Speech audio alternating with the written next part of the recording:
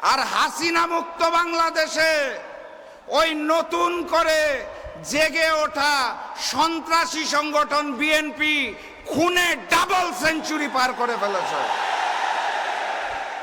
আজকে যখন এইখানে জনসভা চলছে, আমি শুনছিলাম বিগত 2-4 দিন ধরে কোন দলের কোন নেতা জানি বলছিলেন এই জনসভায় মানুষজনকে আসতে দেওয়া হবে না।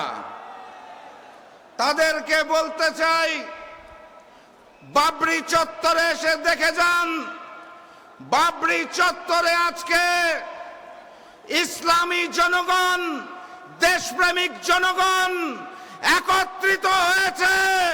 নতুন করে আর কোনো ফ্যাসিবাদকে জন্ম নিতে দেওয়া হবে না। সংগ্রামী সাথী এবং বন্ধুগণ, এই খুলনা মহানগরে গত বছর 2024 সালে 12টা খুন হয়েছিল। 2025 সালে 11 মাসে ফ্যাসিস্ট হাসিনা মুক্ত বাংলাদেশে তার 3 গুণ 34টা খুন হয়েছে।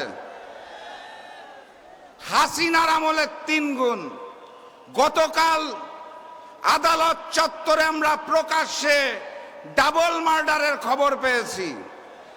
আর হাসিনা মুক্ত বাংলাদেশে ওই নতুন করে জেগে ওঠা সন্ত্রাসী সংগঠন বিএনপি খুনে ডাবল সেঞ্চুরি পার করে ফেলেছে। এই প্রশাসন, এই আইন শৃঙ্খলা বাহিনী দিয়ে লেভেল প্লেইং ফিল্ড হবে, জাতীয় নির্বাচন সুষ্ঠু হবে, সেটা বাংলাদেশের কোনো পাগলও বিশ্বাস করে না।